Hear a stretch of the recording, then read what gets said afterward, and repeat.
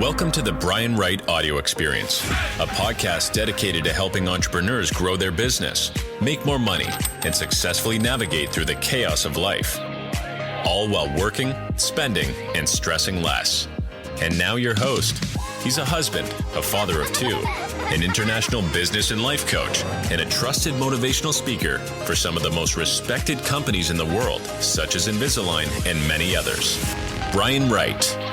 Hey, Brian Wright Show Nation. Welcome inside the broadcast booth. Brian Wright here, and welcome in to another edition of the Brian Wright Show. We're coming off a really good one. If just a quick reminder for everybody, you can communicate with us here at the Brian Wright Show. There's a text message feature in the description below that we've implemented. And since we've implemented that, we've had good feedback. We've had good audience interaction, texting us, asking questions.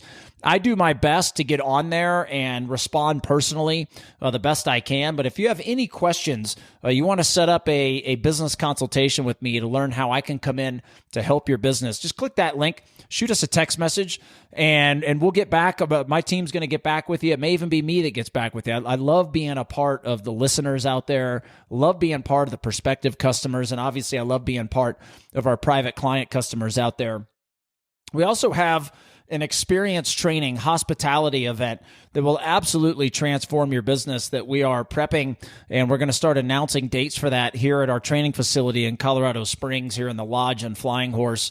That one's going to be great because you could fly yourself, you and your team members in, and you're going to be amongst a lot of entrepreneurs, and really looking forward to putting that event together and just continue the journey. You know, we're going to be that will be the ultimate sales, hospitality, verbiage, presentation, psychology, marketing event. You will come back completely transformed. So looking forward to announcing those dates. We're coming off one talking about the halo effect and what it is. And we talked about specifically how you can apply that over to the front end of your business. Gave other examples because the halo effect, it can affect everything inside your business. But the more you use it towards the front end of that consumer journey, the more powerful it can become, because people are shopping, right? You're not the only business they are likely to call, and you're probably not the only business they're likely to receive a consult from. So the more you can power pack that on the front end and use a receptionist in a way, the more customers you will get, the more sales you will make, the more you will increase your revenue, and you will already be on that journey to creating superfans that reduce your advertising costs because your customers become your sales force, which is what all of you as business owners out there should be striving for. So we talked about that, and we got a lot of good messages, good text message communication, good questions from the audience members out there. Proud of you for some of the questions. Some of the questions were very, very smart, and that's what I want all of you to do. Interact with us on here, and we're going to interact back. Today, we're going to be diving in. I mentioned this on that podcast, what the next one was going to be. Today, we're going to be diving into the power of pre-suasion versus persuasion. Many of you out there are probably familiar with Robert Cialdini's book, The Power of Persuasion. If you're not, it is a fantastic book to go read and use your imagination on how you can transform experiences inside your business to make sure you're interacting with your customer or prospective customer in a way that's going to drive benefit to you, right? Get you more what you're wanting by delivering more than expected to people. And it's a fantastic book. He has another one that I believe is more powerful that's not a New York Times bestseller, like The Power of Persuasion. His other book is The Power of Pre-Suasion.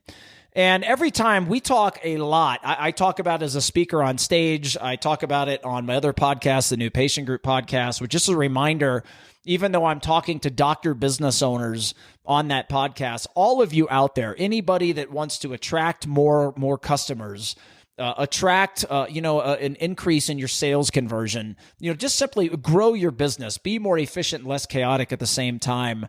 It's a great podcast for all of you out there to listen to. We're over, as I do this podcast today, we're in the midst of season 7 out there. I think we have 115, 120 episodes over there. So lots to listen to.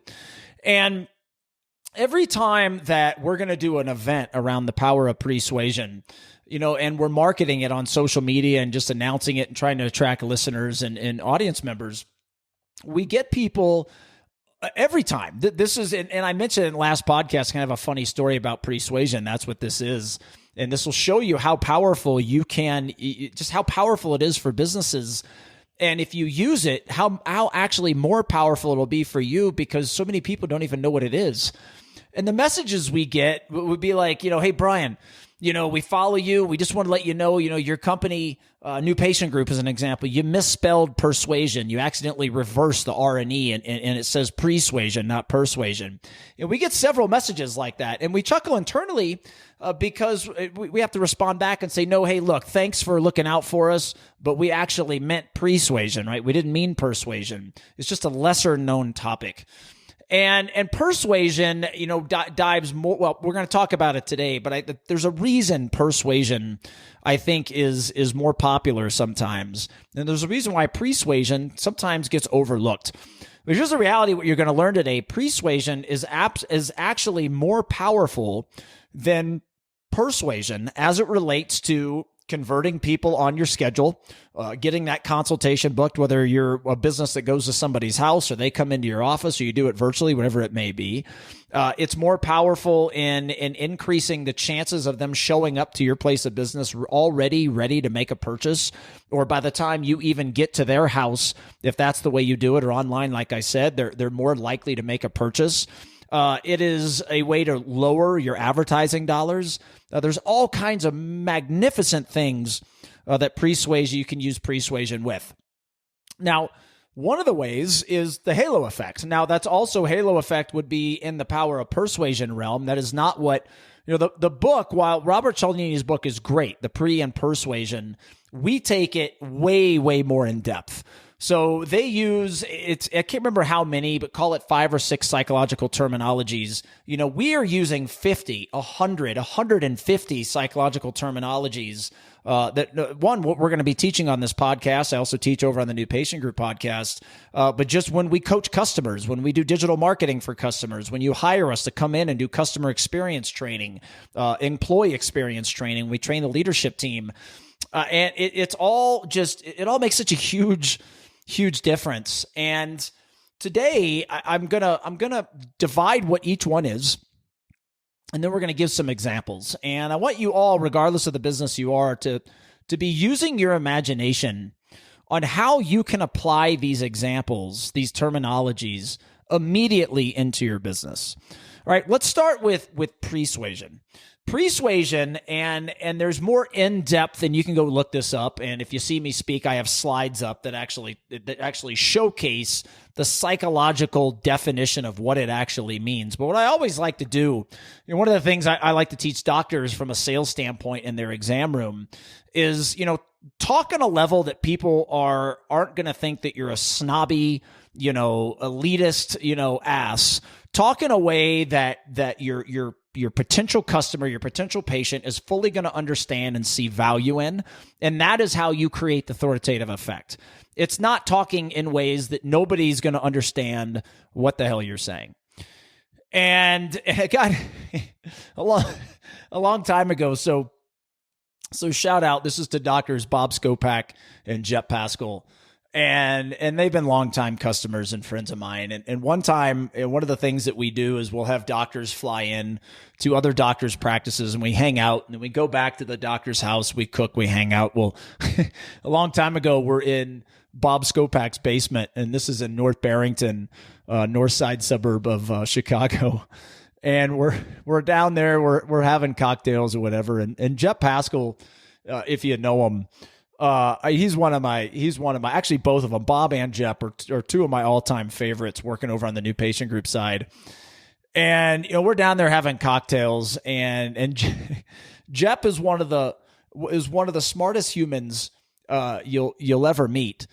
And it's not like obviously Bob is too. And I'm not going to sit here and say I am. That would sound a little snobbish, but I would at least like to think that I am. And we're sitting down there, and every once in a while, Jep can get into these conversations that are using it. If you've ever saw the Friends episode where Joey was going to speak and say a speech at Monica and Chandler's wedding, in order to be smart, he went in and he used the thesaurus for every single word, and he changed even the most simple words into these complex things, and it just made no sense whatsoever. Well, Jep is sitting there talking to Bob and I down in the basement, and he goes into this deal where, the words are so high level. Every word And eventually Bob and I look at each other. We have to stop Jeff. We're like, dude, we have no idea. We have no idea what in the hell you're talking about. You got to break it down into our terminology. And that's what all of you, I'm just using doctors, all of you as business, you got to remember the consumer does not value your product or service the way you do. And it can be hard because whatever we do, like with me, I have passions.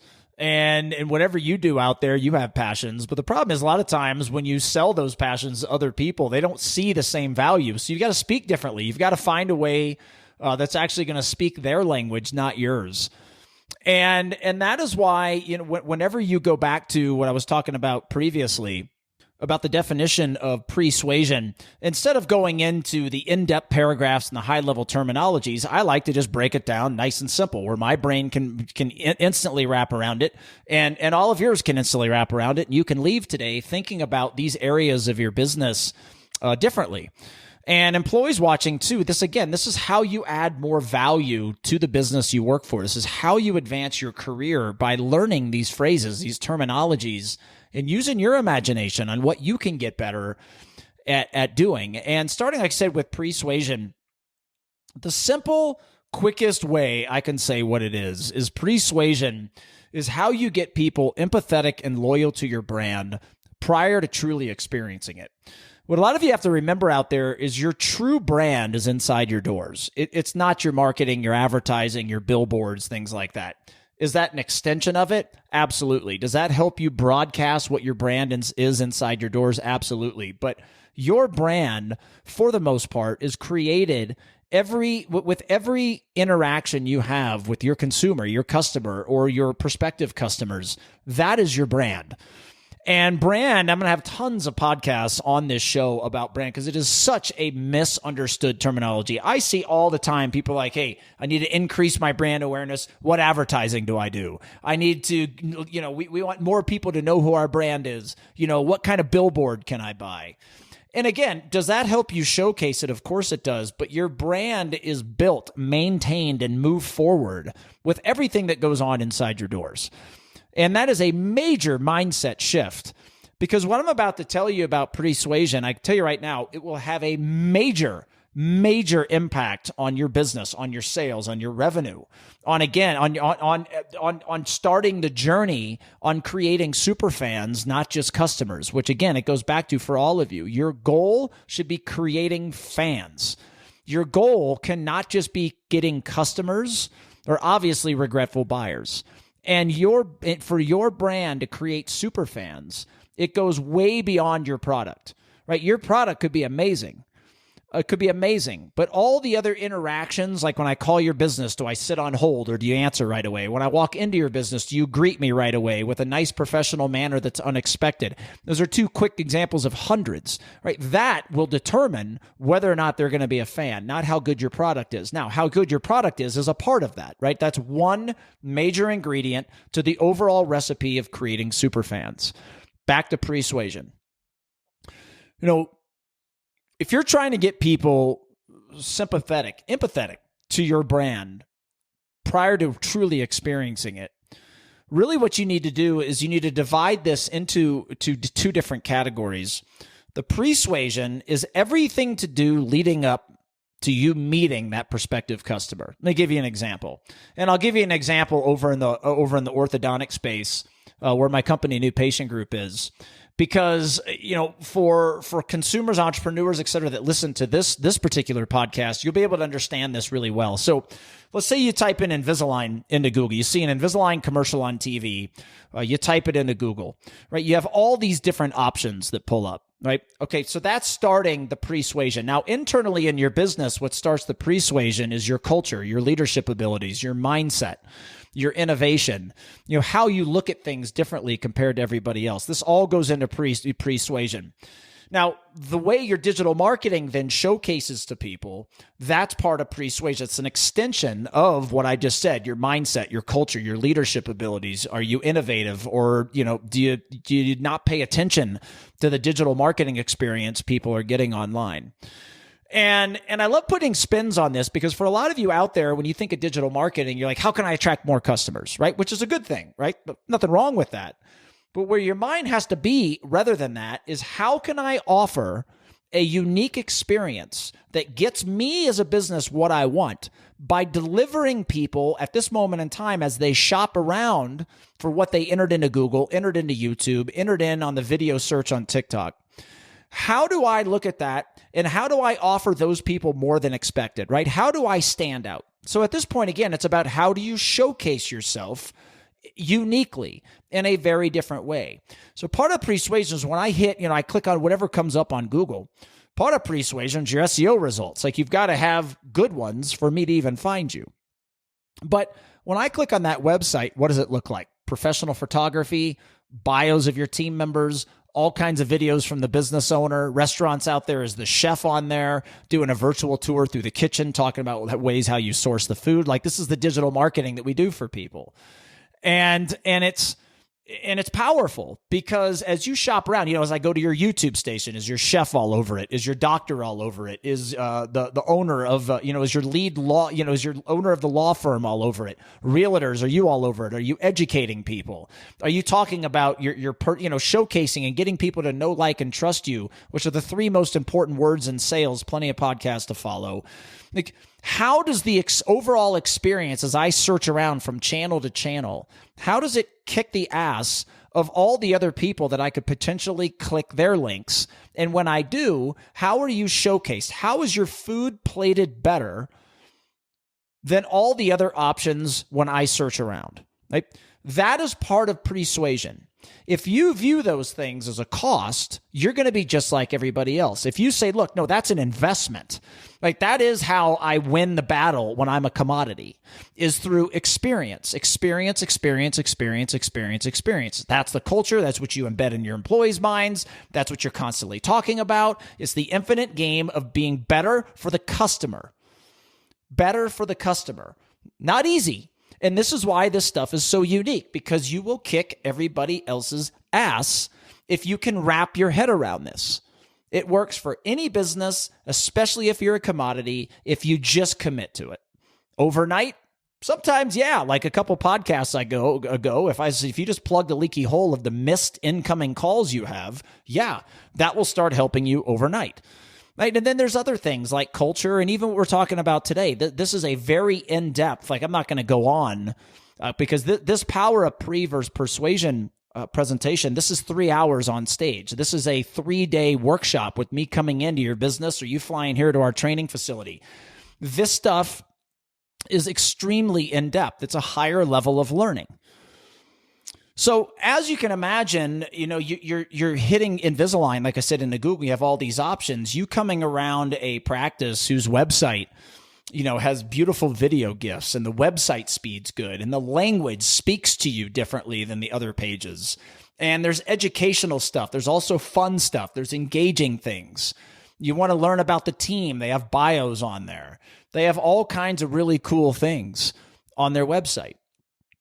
And then maybe you did a search Invisalign on YouTube instead of Google, or maybe both. And there's all kinds of YouTube videos showcasing the doctor, and he's talking to you or she's talking to you about all kinds of things to make sure you pay attention to on where you buy Invisalign, right? Because everybody out there, remember, I'm a consultant and speaker for Align Technology, the makers of Invisalign. And one of the things I pound in our practices' minds, our businesses' minds, is, look, the purchase, you're investing in the doctor.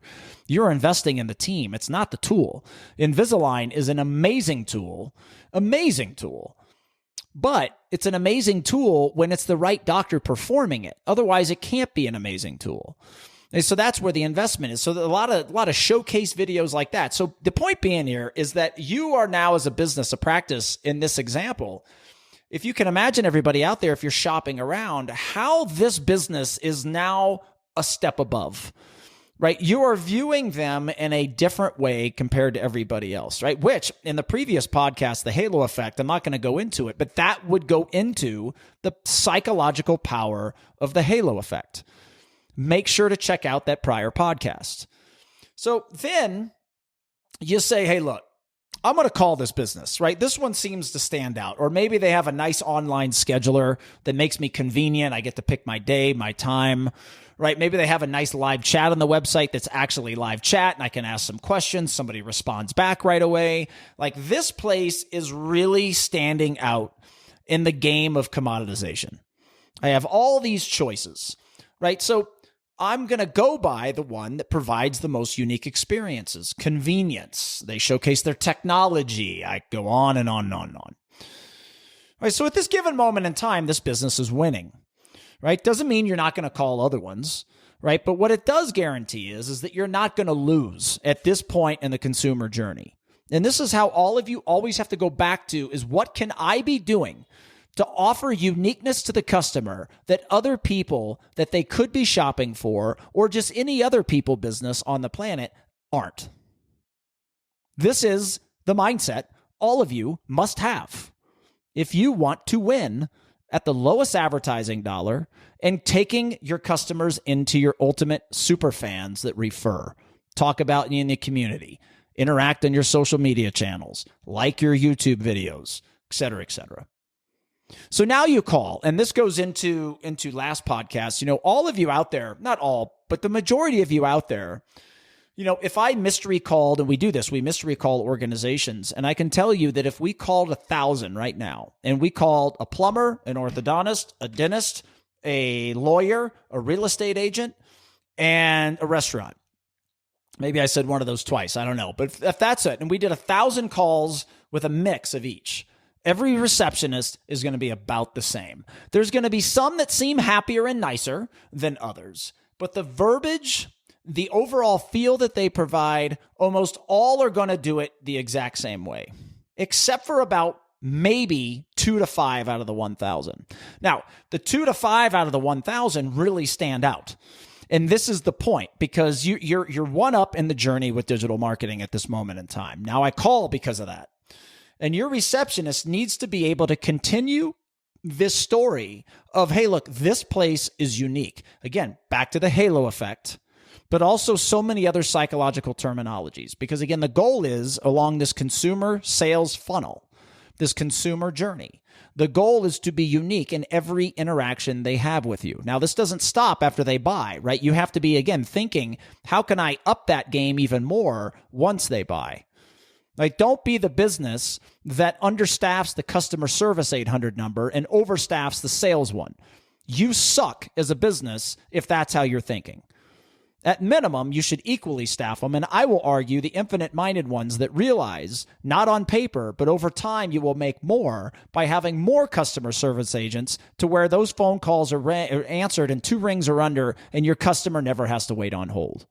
Right? Again, that has nothing to do with your product or service, but everything to do with whether or not they're going to remain loyal, be a repeat buyer, and become your super fan, but like I'm saying, we're trying to accomplish. So again, the phones. If your receptionist is trained and you use your receptionist and view them as a sales and marketing message, they are not a data collector.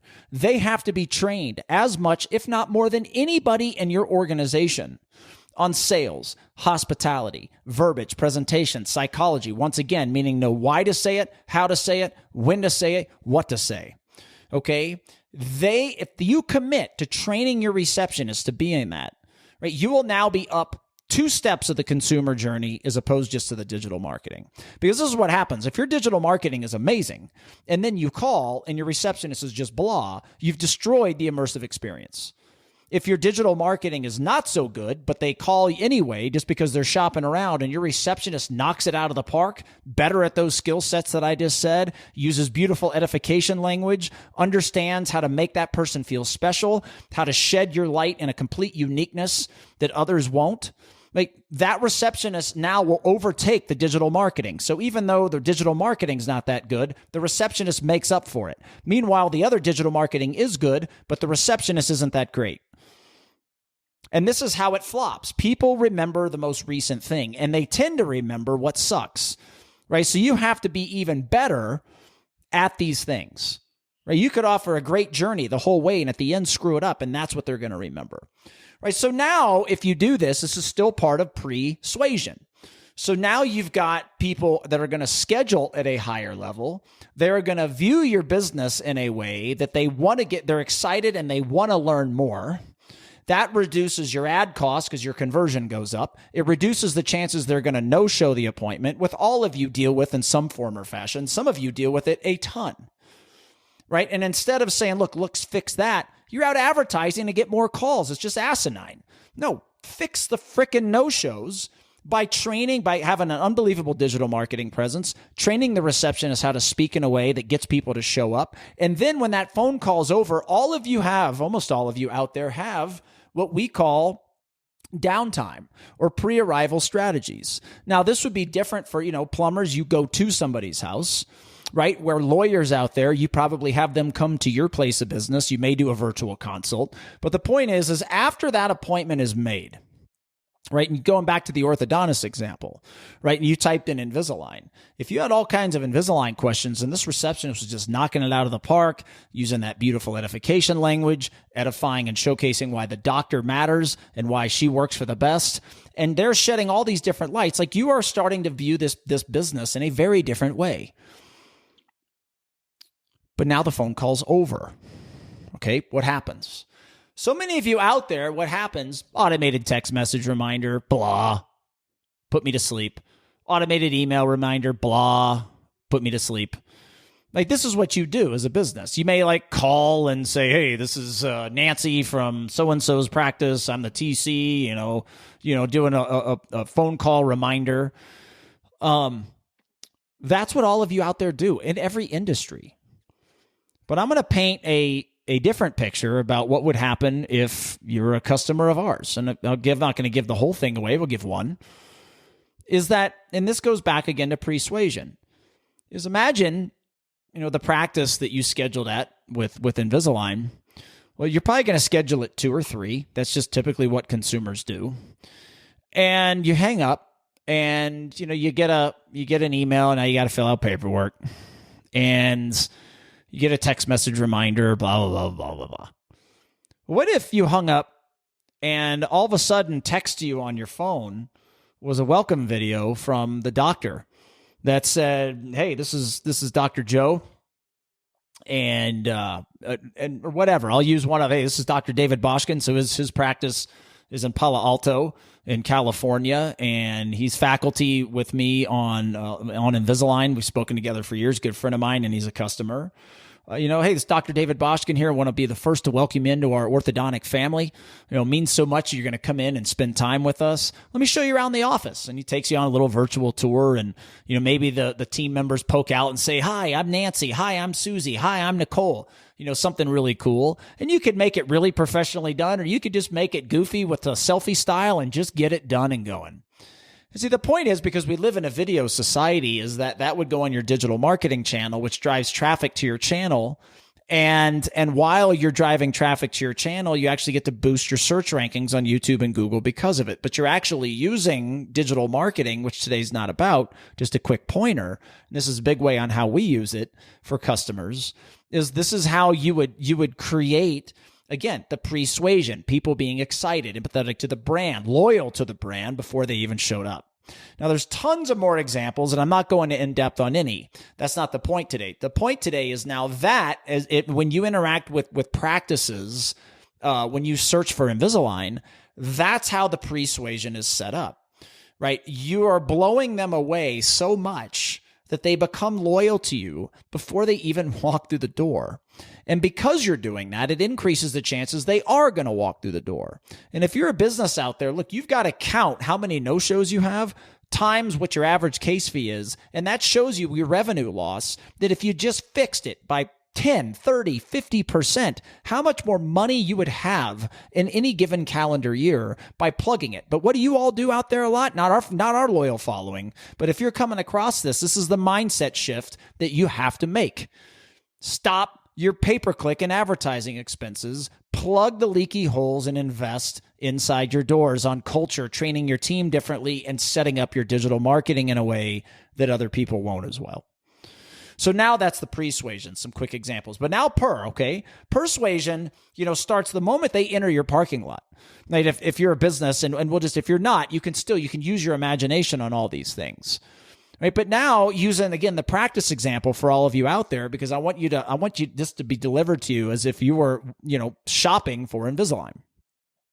So now persuasion, you enter in the parking lot, and if the parking lot's clean, the building looks modern and nice and up to date, right? You are continuing the story. But you are now entering persuasion.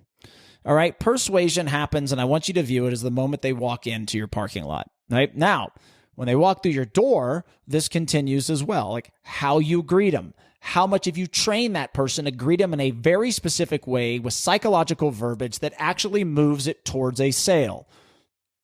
Right? Your digital workflow, whatever it might be inside your business. Lawyers out there, do you do a tour around the office? If you do one, you better darn well know how to sell the value. Otherwise, you're wasting everybody's time. But I want you to look at everything inside your doors. And again, goes back to your culture, how your leadership team is trained, how your team is trained on sales, hospitality, verbiage, presentation, all the things, psychology, all the things you hear me say over and over and over and over here. This is persuasion. How your follow-up is, right? If you get the old, car dealerships out there, or, again, practices, using the practice example. I need to speak with my wife. I need to think about this. I'm not ready. I've got another practice I'm going to go see, right? How is your follow-up processes to get that person to come back through your door and start with you, or sign the contract at home and come back to you?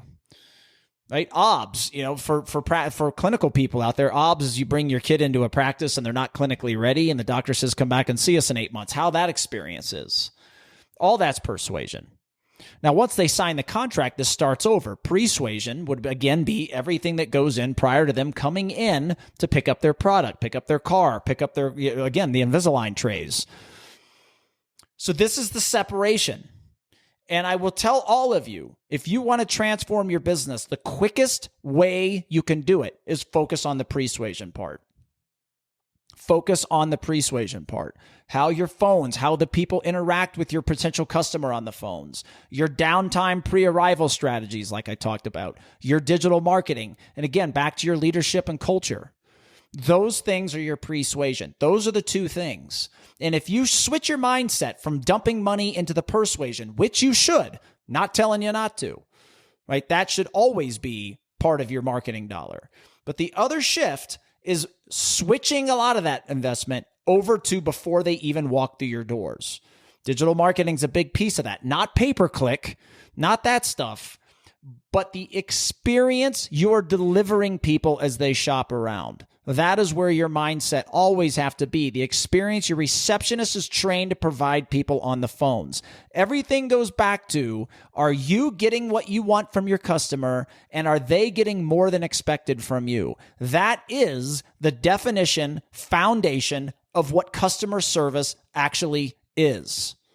You should all live and breathe and die by that definition. What do I want? I want more. I want our sales to go up. Okay, let's choreograph the behind the scenes journey to make that happen. It's never about one thing. Oftentimes you have to focus on one thing to actually get it to go in the right direction, but you still have to understand it's about a journey. It's a sales cycle. It's a consumer journey. And that, I want you breaking it down into pre and persuasion. All right. I hope everybody liked today. Take this to heart. Don't listen to this and just go and just do what you do. Use your imagination here on the examples I just said and how you can transform your business by again focusing on unique customer experiences. It is a game changer. Hope everybody enjoyed today. Appreciate your support. Share this with your friends, colleagues, anybody that is looking to improve their life, career, and entrepreneurs out there, their business. As everything, this podcast is dedicated to the hardworking entrepreneurs out there, their team members, as well as all of their family members. But this is also for anybody that just wants to improve and change their mindset. Hope everyone has a great rest of the day. Whatever day you're listening to this, we'll be back with another edition of the Brian Wright Show in the near future. Bye, everybody.